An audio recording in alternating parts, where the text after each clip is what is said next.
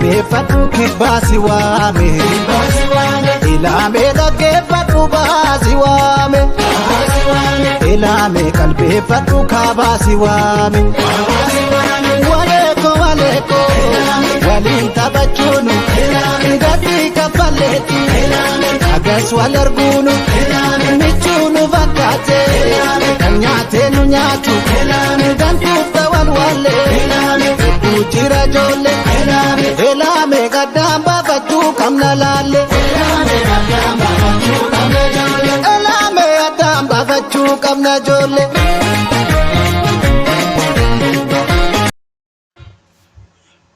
Akkam jirtu daawwattoota keenya bakka adda addaa argatanii qophii keenya hordoftan Ameerikaa Waaqbiraatti qabattee dhiyaate obbo Aliyyii Galatooti. Wanti irratti mari'annu mootummaan maali? Mootummaan humna maal qabaa? Eenyu irratti immoo qabaa? Kan jedhuu fi mootummaan kun maal fa'aa gochuudhaan humna qaba waan jedhu irratti haasofna. Wal yaadachiisuuf gidduu kana mootummaan Itoophiyaa seerota dur itti fayyadamu seerota idilee jiran dabalatee kan akka koomaandi poostii bal'inaan Oromiyaa keessatti hojiirra oolaa jiruu fi ammas naannoo Amaaraa bakka tokkoo fi naannoo Tigraayitti hojiirra jiru baasee otoo jiru ammas suni gaa itti ta'uu didetaa hin beeku kaabineen ministeerotaa gidduu kana seera shororkeessummaa kanaan dura akka dhaabbatu godhame deebisee jaarmiyoota lamarratti akka kaa'amu yaada dhiyeessee jira. Sun ganaa gara paarlaamaa deemee kan mirkanaa'u ta'a. Kun maalirraa kan dhufes kan jedhu inni ilaalla. Obbo Aliyyii akkam jirta? Mee qilleensa kana akkamitti ilaalte otoo gara mariitti hin seeniin? Qilleensi innaa maraa bareeda. Qilleensi rakkoo hin qabu. Waa ati qilleensaan gootu malee. Dhugaadhaatti waan haalli akka biraatti ilaalta mee gaariidha. Waan amma akka kaase kana dhageesse ta'uu ta'e adda bilisummaa uummata Tigraay kan bara 1990moota Ihaadegiin hundeessee mootummaa Itoophiyaa amma heera biyya sanaa qabu baasee adda bilisummaa Oromoo fa'aayyuu immoo shororkeessaadha jedhee ittiin labsee bulaa tureef boodarra immoo isayyuu kaase. Deebisee shororkeessummaan kun itti deebi'uuf jira. Waan kana akkamitti ilaaltame? Wanti kun waa haarawaa miti.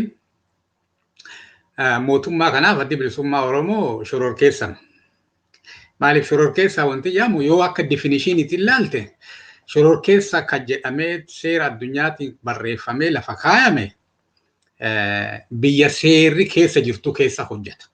Shororkeessaan wanti jedhamu ummata nagaa dhoowwuu, qabeenya ummataa balleessuu, nama miidhuu, kunniin amma akka shororkeessaatti ilaallama jechuun listii isaa baay'ee guddaa.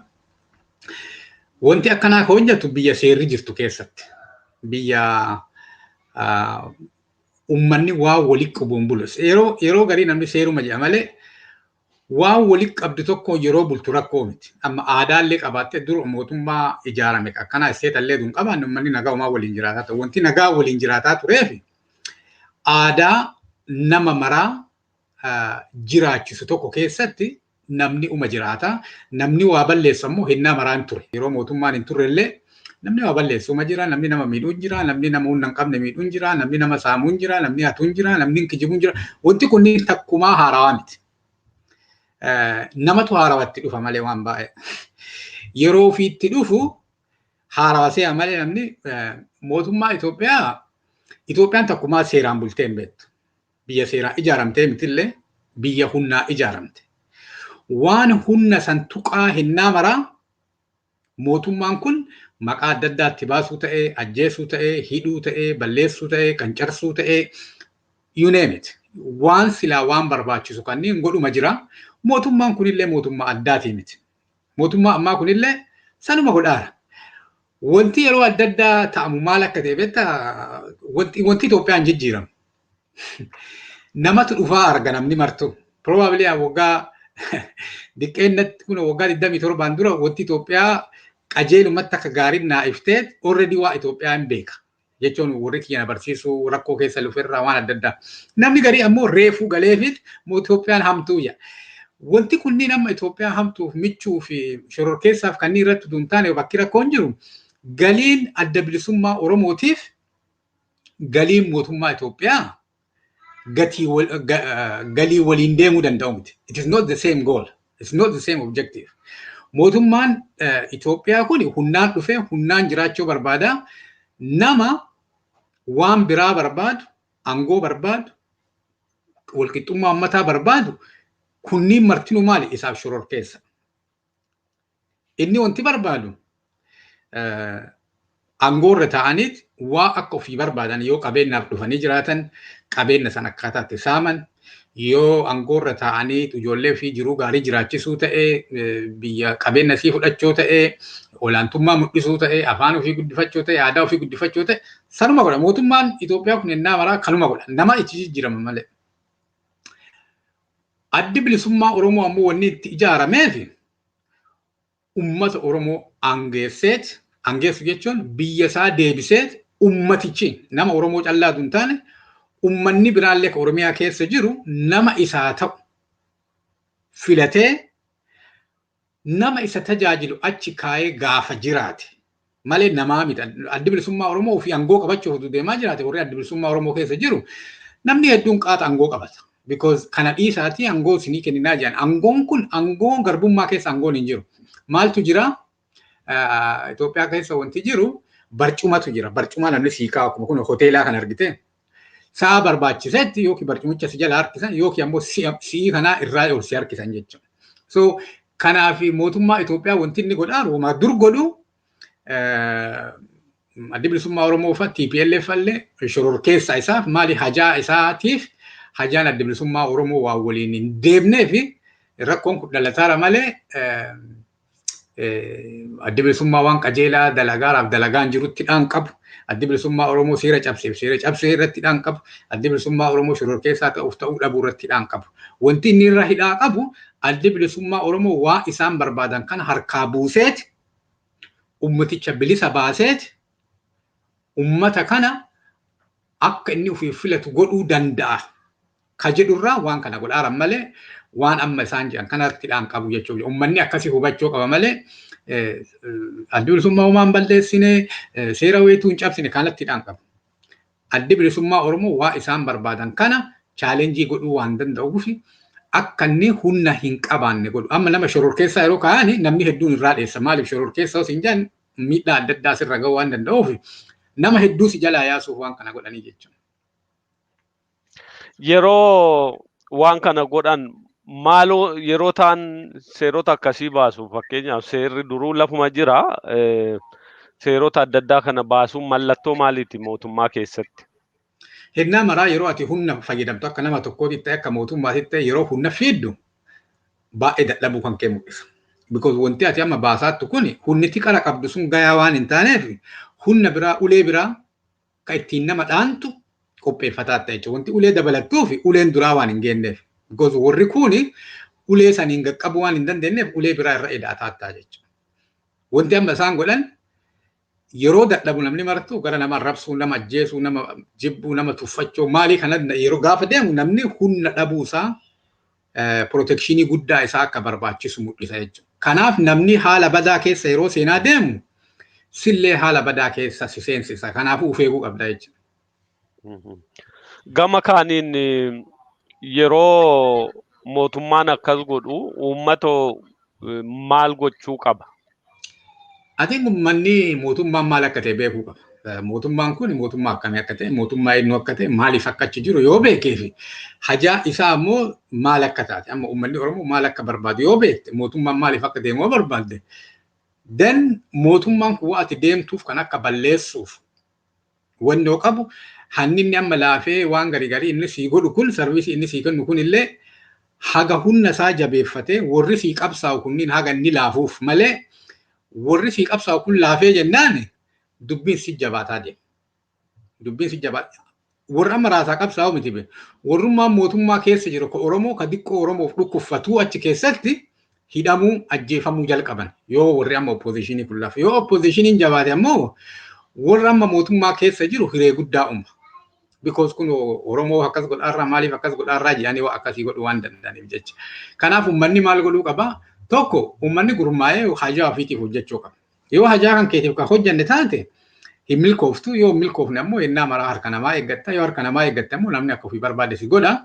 Kanaafuu jiruun kan keenya jijjiiramu. Jiruu dhuunfaarraallee arguu hin danda'a namni kan akka sabaatitti duun taane atini yoo uf dandeette calla kan waan namni si dhiibu kana fudhachuu diduu dandeettu. Yoo of hin dandeenye giddimatti akka nama si gargaaru akka nama humna sirra qabu san jalatti akka inni barbaadutti salaattee harkatti kennattee waliin jiraatte jechuudha. Kanaaf waan san dhiisuu jecha humna qabaachuu qabda. Humna qabaachuuf ammoo gurmaa'uu qabda. Gurmooftee of ijaartee waan kan kee tolfachuu gaafa jalqabde malee mishoomni faammeenni mootummaa rakkoo kan kee furu. Rakkoo kan kee ka furu matama kan keeti. Atammoo rakkoo kan kee furachuuf humna kan kee maraa walitti qabdee ijaarsa wayii qabaattee ijaarsa saniin ammoo hojii bilisummaaf si barbaachisu kanneen yoo hojjette malee hidhumatu karaan kun. Karaan amma bilisummaa kun wanti agana dheeratee beektaa sababa mootummaatiif miti.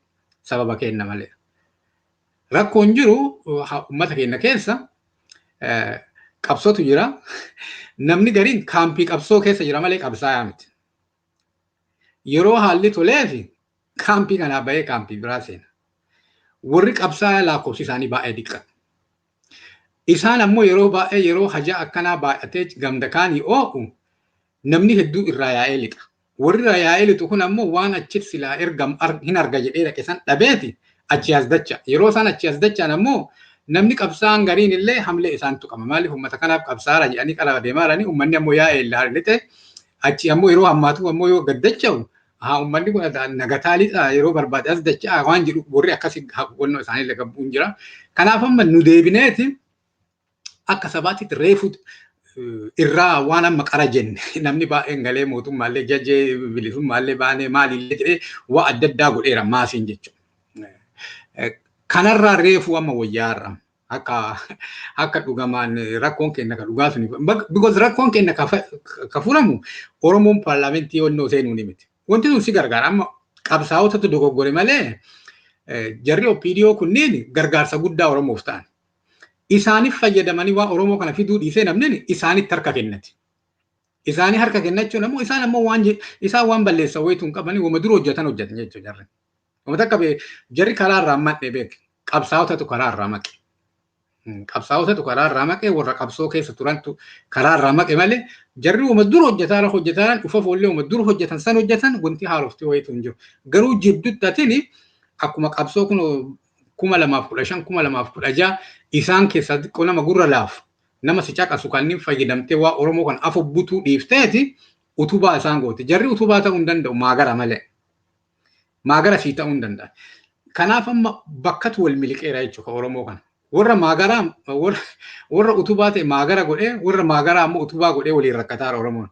Kanaaf tokko bakki inni itti deebi'u qabu eentu Oromoo akka namaatitti deebisee jiraachisuuf angoomsuuf hojjetaaraa fi eentu waan amma qabsaa'u kana keessaa waa argachuuf qabsaa'aara. Yoo sunillee uma rakkoon qabu waa argachuuf qabsaa'u, angoo argachuuf, saantibii argachuuf, maal argachuuf qabsaa'uun rakkoon qabu. Garuu namoota kanneen adda baaftee amala isaanii adda beektu malee wanti si jijjiiramu hin jiru. Kanaaf namni wanti inni godhu deebi'eeti eessatti dubbiin nu militte, eessatti dogoggorree waan jedhullee ilaalu. Completely akka waan mara dhabnee ittillee qaaquun qabu namni. Maaliif waan garii arganneerra already. Waan arganneerruufi kan arganneerraa kana argannee wanti keenya martuu kan itti furamuu danda'u yoo Oromoon anga'uun calla. Abbaa feetee achi keette ibin qabsaa'otuma jaalattu kanallee arakkiloo keette rakkoon kan kee furamu. Rakkoon kan kee ka furamu gaafa uummanni nama achi kaatee achi buusuu danda'e calla malee dhaaba isaa achi dhaqee Aliyyi achi dhaqee uumaa Oromoon jijjiiraman. Aliyyiif dhaaba isaa waa jijjiiramuu malan. Waan dur hin qabne argachuu hin danda'a.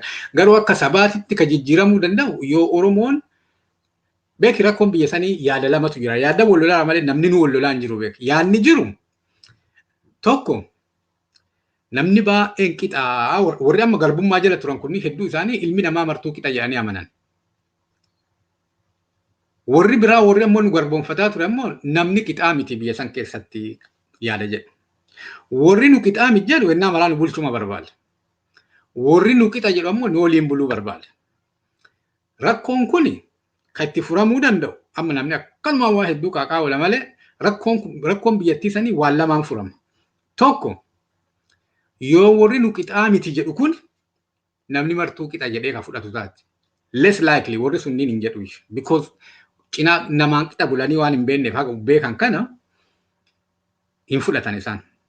Ka lammaffaa immoo sabni biyya san keessa jiru guddaan Oromoo waan ta'eef yoo Oromoon akka sabaatti cabsee 4 kiiloo qabateet nama maraa isin martinuu qixaa taa'a jedheet giddisiisee seeratti baasaniit namni martuu waa isaa ta'u akkasiin lafa kaa'atan malee dimokiraasii asiin dhuftee seerri asiin jijjiirame maali takka wanti sii qajeelu hin jiru. Oromoon aangoo qabachuu qaba akka sabaatitti akka dhuunfaatitti miti. Akka dhuunfaatitti yeroo adda addaa nama Oromootitti hedduutu ministeerallee ta'ee kun piraayim ministeerillee qabna. Homaa rakkoon hin jiru karaa saniif. Saniin hin furamu. Kattiin furamuu danda'u akka sabaatti yoo qabsaan. Akka sabaatitti qabsooftee waan tokko godhuuf ammoo humna adda addaa fayyadamuu qaba.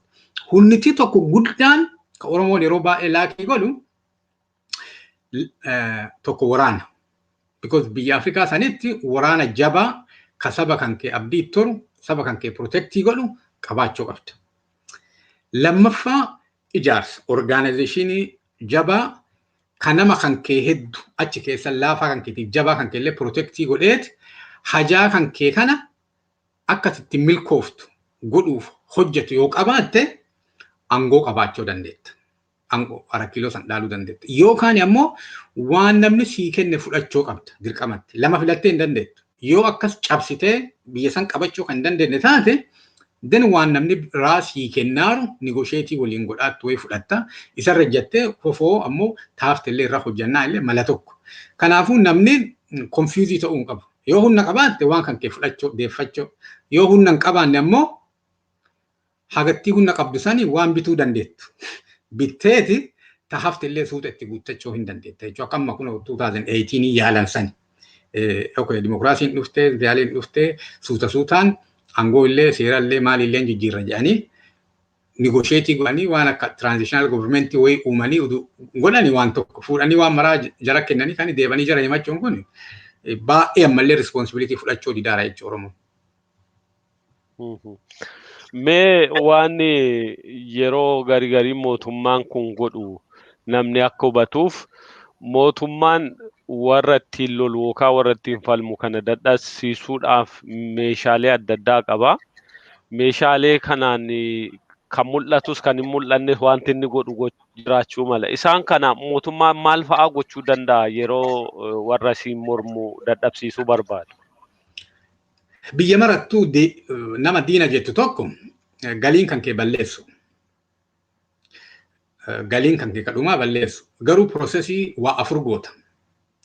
Amma uummata akka Oromoo guddaa kana ka duraa bakka hedduu adda qoodu. Atiin baaniillee uma dubbataarani warri Oromoo jibbani Oromiyaa tana diinneeti because Oromiyaa jechuun Oromoo akka jirutti jechuudha. Oromiyaa kana diinnee maal godhuu qabna? Wallaggaa, Arsii, Shawaa, Harar, Jimmaa maali jedhaniiti akkasi adda yoo qoonne humna qabaatanii bulchuuf nu mala. So maal goota bakka hedduu adda baqasiteeti waan didiqqoo wayii goota. Waan didiqqoo gooteeti walitti dhufuu hin danda'anii jechuudha. So ka duraa disconnection akka isaan walitti dhufne godhu. Oromoo tokko amma wantummaan amma qabsoo amma qeerroo wanti jabaa godhe namni hiriira baay'uu miti beeka. Bakka ganda malatti namni dalagaaru peejii tokko irratti miidiyaa irratti jechuudha. Bakka tokko dhufuu isaati akka sabaatti mul'achuu isaati kan nama maraa inspire godhe. So ka duraa wanti isaan godhan akkati waliin goonni godhaniit waan didiqqoo si godhanii jechuudha. Qaama didiqqoo si godhaniit akkasitti humna hin qabaattu jechuudha. So humna si dhoogu akkati wali argine si godhu maqaa biraa si baasu nama biraatu sin barbaachisu ufuma wal loltaa jechuudha. Akkuma namni gariin ka Oromoo kun godha naannoo sanii dhufee maalii sanii dhufee jaa wanta amaaru kana hin beekunne itti gammada naannoo fi himachuu kanarra. Naannoo fi himachuu rakkoo hin qabu garuu yeroo qabsoof deemtu akka sabaatti yoo qabsoofte yallaa milkaa'uu dandeettu. So tokko kana godhan jecha. Amma baay'ee amma Prime Ministerichi yeroo hulee adda addaa laqu beekaan waa adda addaa haasaa. Namni bakka torbaan san Facebook irra bakka bahee waa boca. Intentionally godhan jechuudha. naannoo tokko naannoo kan caalchisanii naannoo kan inni ajjeesan jedhanii naannoo kun gowwaa jedhanii naannoon kun maali yoo jedhani already ati waan amma Oromoo fi Oromiyaa kanatti dhiiftee maal goota walitti jechuu akka isteetaa jechuudha akka isteetaatitti waliin loltaa jechuudha. Kalammaffaa wanti isaan godhani risoorsii qaban fayyadamaniiti horiin jechuudha. Nama qaxaranii maal godhaniiti masgiida keessatti, cheerchii keessatti, feesbuukii keessatti, miidiyaa keessatti, maalii keessatti nama kaayaniiti telekominikeeshinii illee ka piraayiveetiin jiru kan mootummaati waan ati godhaattu kana beekuu fi caqasu. Waan namni godhaa yoo beekte nama san diiguun baay'ee salpha.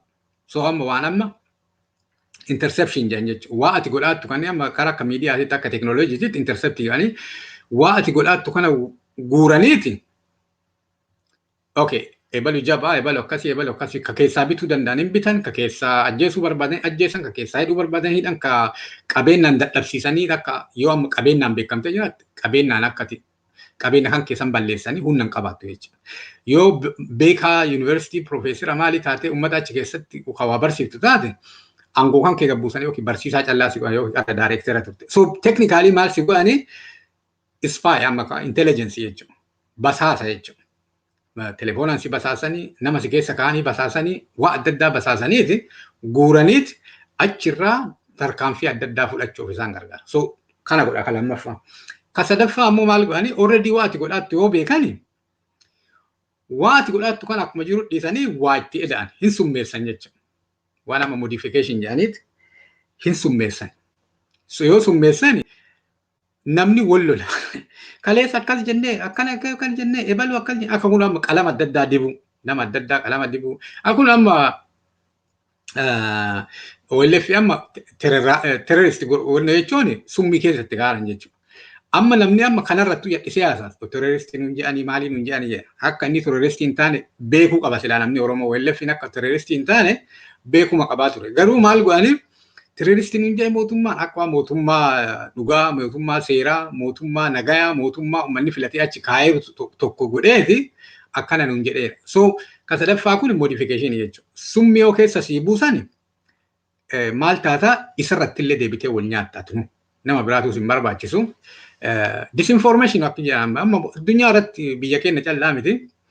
Addunyaa kanarratti rakkoommaan guddaan tokko disinformationii kana waan amma waan jiru irratti kijibaa ga'uu irra edaateeti namni waan kaawwan akka dhugaa argaa jira bakka kijibaa kana ammoo hin beeku namni baay'een waluma qabeetuma oofa jechuudha. So akkas godhaniiti akka namni walitti madda akka guluu jechuudha. Summii yoo keessa nyaachuu dandeetta hin dandeettu. Itoophiyaa wanti yaamtutu nu beeku akkasiiti. Oromoon akka bishaaniiti shaayii keessa buusaniiti shaayii jedhaniin. Amma shaayii ta'uu san keessaa bahuu dadhabe namni baay'een. Bishaanitti deebuu dadhabe. Because takka yoo shaayii keessa buufte deebitee shaayii deebisuu hin dandeettu. So rakkoon tokko kana arfaffaa ammoo maal godhanii waan amma fabrication jedhan. Fabricationiin tolee sii kaa'u. Waggaa dheeraaf OPDO itti fayyadamaniira warri TPLF. Maal godhanii achi isaa kaa'anii namni kan keetii bifamatti fakkaata afaan kan keessaa serviisii inni delivery godhamu ka diinaati.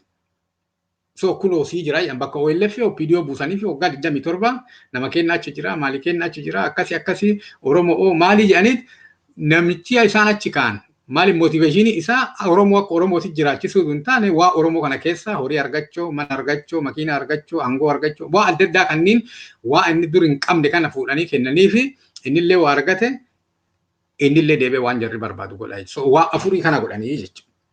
Waa afurii kana jala ammoo ati bahuuf ammoo waa ofii godhuu qabdutu jira. Isaan yoo explainii godhan jette explainii godhuu hin danda'a. Garuu waa afurii kanaan ati akka completely humna hin qabaanne godhan jechuudha. Tokko akka ati waliin geenne, lammaffaa ati godhattu beeku, sadaffaa ati godhattu summii naqu, arfaffaa ammoo waan si fakkaatu waan biraa waa isaan tajaajilu wayii lafa kaa'u jechuudha. Baay'ee gaariidha. Waan kana furuudhaaf yookaan immoo wantoota kana akka irra hin geenye akka humna hin dhoofsineef warri wanti kun irratti hojjetamu maal godha? Tokko awareness. So amma namni ka'ee miidiyaa irratti yadhisee waan mootummaa kanaa haasa'uu dhiiseeti waan Oromoon beekuu qabu. Mootummaan kun akkamitti akka hojjetu. Akkana nu hidhee akka nu ajjeeseen kun isaan maatiif osoo ta'u. already karaa si dhumaaf si ajjeesuma bachi jira wanti ati haarawaa gootee uummata Oromooti himtuuf hin jiru. Kaidhamee lolee ajjeefama Oromoo waan kana haarawaa miti. Wanti inni namni baay'ee haarawaa maaliif akkana godhan? So awareness. Wanti akkanaa wanti godhamu waa akkanaati. Waa akkanarraa of eegaa. Waa akkanaa godhanii akkana godhanii. Akkana godhan jetteeti beekumsa silaa isa barbaachisu uummata Oromoo kana beekumsa wal fakkaatu kennitee fi peejii tokkotti akka inni dhufu goota jechuudha. Because uummata beekumsa bifa tokko hin qabne adda qooduun baay'ee salpha. Tokko awareness yan biyya kanatti. So beekumsa kennitaaf jechuudha. Warri amma miidiyaa irra hojjetan waa akkasii sanniin godhuu hin danda'an. Kan lammaffaa wanti waan kana jala ittiin bahuu dandeettu ijaarsa. Because wanti ijaaramee hin jirre akka salphatti namni keessa deemee waan barbaade godhuu danda'a. So ijaarsa wayii qabaatteeti ijaarsa isaanii maaneejii goota. Already riskii achi maaneejii goota. Hoggana kan keessa waan adda addaa achi akkasii maaneejii goota jechuudha. Kabiraa akkitti waan kana maaneejii gootu nama isaan keessaa qabaachuu. Jechuun amma nama garii achi kan jiru namni arrabsuu hin qabdu. Wayii fachi jira akkuma jaraa hojjetu siillee akka hojjetu irratti hojjechuu. Yoo bilisummaa ka barbaaddu taate. So intelligence waan mujarri ittiin deemtu waan jarri gootu waan jarri dubbattu waan jarri murteessaattu waan isii itti deemtu kanneen firrifteeti argatteeti waan kana atillee itti qophooftaa jechuudha. Isaallee akkasumas godhanii beeku ati hojjechuu deemtu firrisanii nama si keessaa qabanii akka waan godhansa atillee akkas gooteeti. Okay kanaaf deemaa jiranii maal goona waan jedhu irratti hojjechuun guddisee barbaachisa. Kabiraa waan kana akki gootu yeroo isaan waan wayii godhanii counter waan godhu qopheessuu qabda. Fakkeenyaaf terrorist maalii jedhanii baasanii then wanti kun dharaa akka ta'e because namni gariin dhugaase argitee addunyaa irratti counter waan ta'e press release gadhiiftee interview miidiyaa addunyaatii kennitee wama ta'ee haa ta'u waan counter waan sun qajeelaa akka hin taane warra hin beekneef ibsuu danda'uun guddisee barbaachisa. Hiriira baatee biyya baasota adda addaa dhatte whatever you need to do you need to inform others. Namoonni kuwwani wanti amma jedhamaa kunniin soba akka ta'e ragaa waliin fiddee namoota biraallee barsiiftee maaliif wanti dippiloomaasiif akkas godhanii jirri. Kun wanti namni godhuu qabu waan amma caccabsitee olaalte bilisummaa kana hajaa hedduu keessa jira. Bilisummaan tun hajama nama baay'eef. Kaaniif akka namaatitti jiraachuu. Akka namaatitti jiraachuu. Nama baay'eef ammoo isteejii sanitti yaaluu waan hin dandeenye namni gariin hojii ari'amuu kanatu mana ari'amuu lafarra ari'amuu maalii ari'amuu inni deemee bilisummaa jedhama. Garuu namni waan adda addaatiin waan wanna jechuu danda'uuf yeroo adda addaa waan amma uummanni Oromootti jiru kanneen akkaataa inni itti argatu. Amma fakkeenyaaf yoo akka nama Oromoo tokko gargaarte akka fooyyeen inni Oromoo ganee yookiin gurguratee bakka biraatitti hin deemu. Kanaaf jaalalli kabajaa waan silaa akka namaatitti bilisa bahe argatu kana akka dhuunfaatitti akka waldaatitti akka adda addaatitti wal tajaajiluu bakka walii kennuu gatii walii kennuu. Because namni tokko yoo bakka isaa gatii kennanii dhiiseeti bakka biraan dhaqu. Yoo bakka jiran kanatti ammoo mallattoo bilisummaa oduu bilisaan baanee be mallattoo bilisummaa qe'ee keessa faamilii keessa cheerchi keessa masgiida keessa kubbaa irratti maalii irratti akka sabaati wal kabajitee bakka walii kennitee wal gargaartee wal bira dhaabattee yoo jette saba kana keessaa bayuu isaatiin baay'ee jaalata namni. So waan sanniin irratti hojjechuu kabiraa wanti amma namni godhuu hin qabne waan gabbayaniiti hagam akka Oromoo laafaa ta'e hagam akka Oromoo waliin dhageen hagam akka Oromoo wal cabsaaru maalii kanneen advertaayizii godhuun bilisummaaf nama hin gargaaru.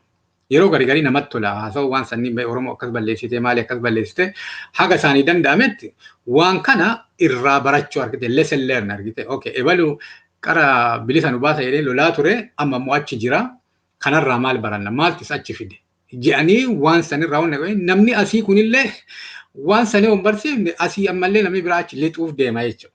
Kanaaf lesson learn amma waan baratamerraa hin jiraame namni si ganuurraa ka si ganes achi as deebuurraa achillee hajaa biraatu fudhaquun mala hajaa isaa sanniin beekanii akkaataa big picture waan xixiqqaa kanneen nuti hin taane waan guddaa irratti namni fokusu bilisummaan dhuftu malee amantiin kan kee qajeelatti akka deemuu hin dandeenye qabeenyi akka deemuu akka hin dandeenye ijoollee barnoonni qajeelatti akka deemuu hin dandeenye namni bilisa hin taane tokko nama gatii hin qabne tokko namni gatii hin qabne tokko waan gatii qabu tokko hojjechuu akka hin dandeenye beekuu qaba namni. Kana yoo walii hime bilisummaan rakkoo adda addaatiif furmaata hin ta'a.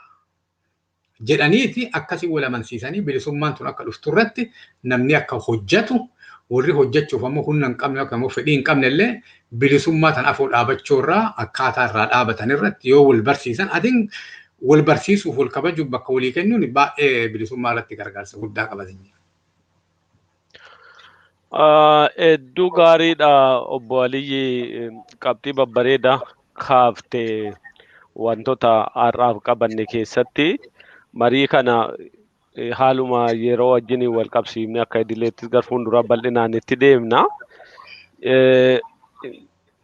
Xumura dubbii keenyaatiif mee Oromoon idda qabsoo eegalee waan jajjabaa inni galmeeffatee ittiin beekamu kan safaramu jettee maqaa dhooftu shanan tokko nu ibsime waanuma hubatteerra. Tokko deebinee akka sabaatti deebi'uu kenna. So akka Oromootitti deebineeti addunyaa kana keessatti akka Oromootitti jiraachuun kenna qaraan jirraa hin mul'anne amma. Because addunyaa kana keessa jiraachuu miti guddaan beeke mul'achuu. Yoo mul'anne hin jirtuun beeka namni baay'een. So kanaafuu deebinee mul'achuun kenna waan tokko. Lammaffaa uummata tokko keessa godhu lafa wayii hoomland waa amma faranjiin jettu kan argite lafa isaa wayii irraallee ashafaranii xiqqeessanii amma mormarraa muranii Oromiyaa waan jedhamtu akka lafa wayii tanu martinuu qeeteenna jennu. Bakka namni eessaa dhufte nuun hin jenne wayii walitti qabaachuun waan amma umrii keenya keessatti arganne tokko jechuudha. Kabiraa afaan keenya deebi'ee teknoolojii keessa Feesbuukiif, Yuutuubiif, maaliif, miidiyaaf, maali waa adda addaa keessatti jiraatee jenereeshinii kana afaan illee hin qabda, aadaa illee hin qabda, maali illee hin qabda argitee deebitee waan wayii waa ijoolletti dabarsa wayii uumni irra jechuudha. Amma jenereeshiniin keenya kuni here you go. Sirba akkana sirbitaa amma yoo argite ijoollee biyya adda addaa keessatti qophii adda addaa irratti sirba Oromiyaa maraa akka gaarii sirbiti ijoollee maa biyya faranjiitti dhalatte. That's a big achievement akka wannootitti. Kun ammoo qara wayittuu nu laakkaan.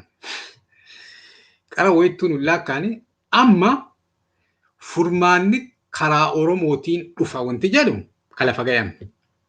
No one can ignore us. Eenyullee ignore nu godhee hin danda'u.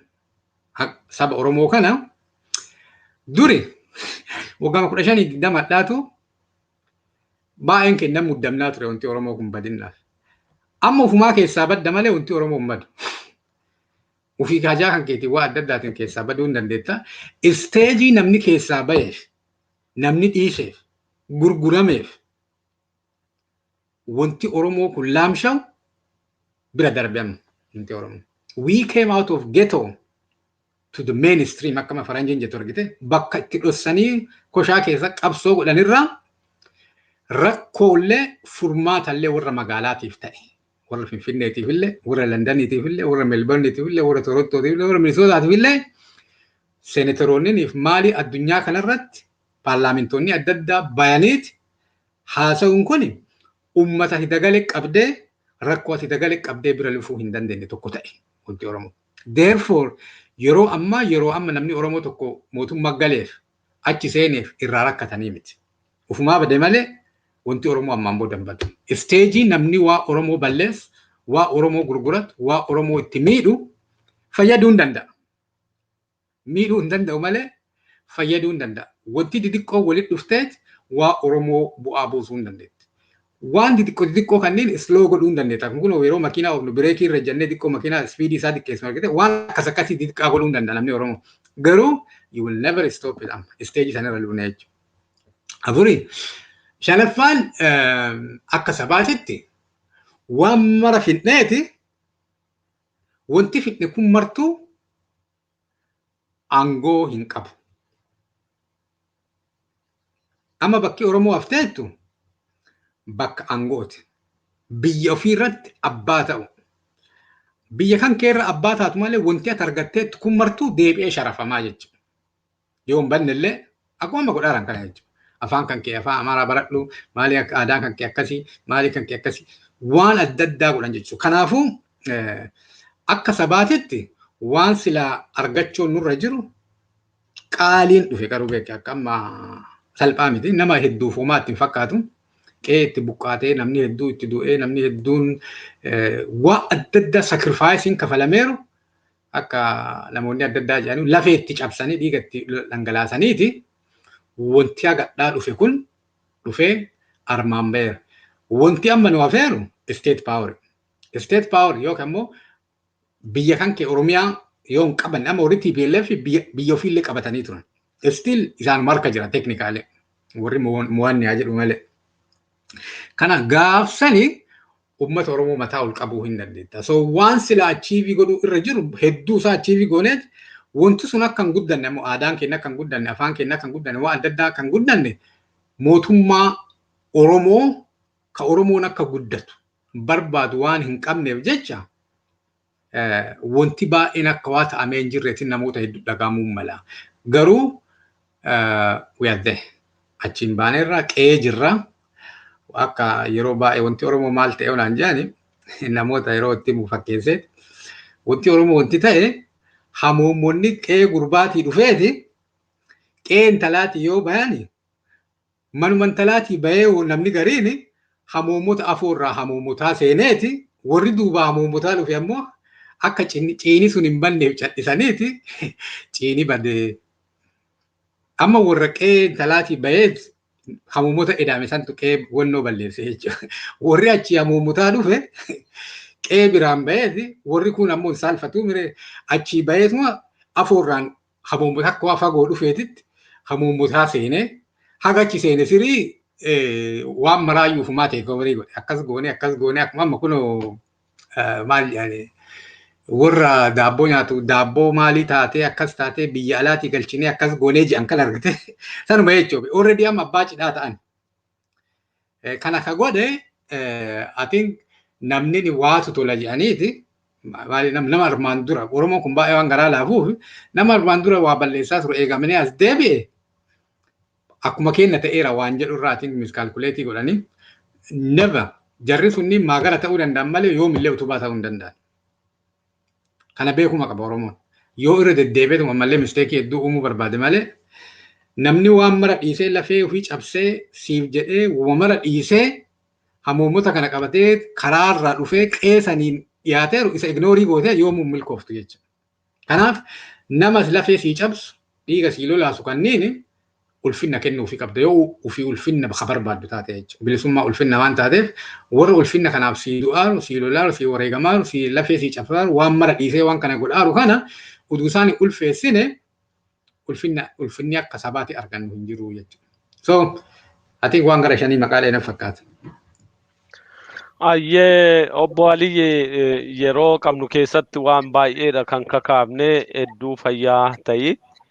Marii keenya har'aa keessaa qabxiin jajjaboo nuti siireesilii fudhannee ilaaluu qabnu hedduu kaka'ee jira.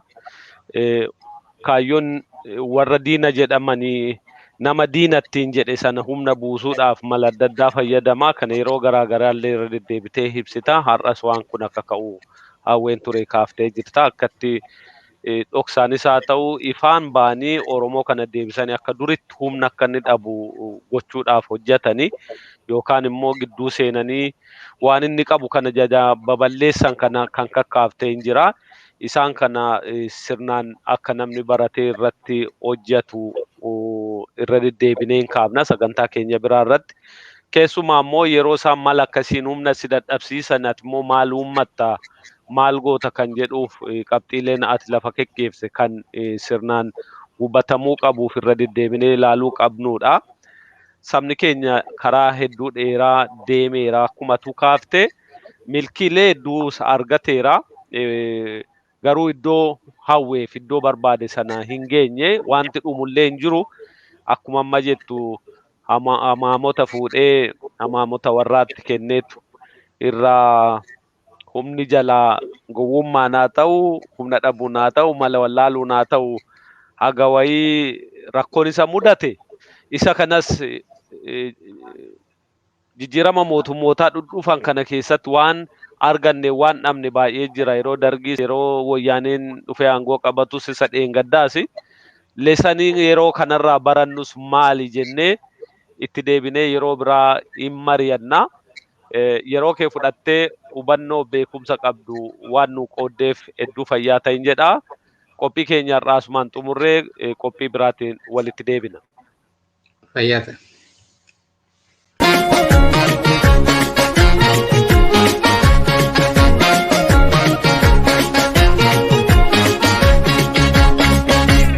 Ilame dhaggeeffadhu lixaasi waame. Ilame qalbeeffadhu kibbaasi waame. Ilame dhaggeeffadhu baasi waame. Ilame qalbeeffadhu kaabaasi waame. Waleeko waliin taphachuunu gatii kaffalleetti agas wal arguunu michuunu fakkaate kan nyaatee nu nyaatu gantuutta wal wallee jira ijoollee ilame gaddaan baafachuu qabna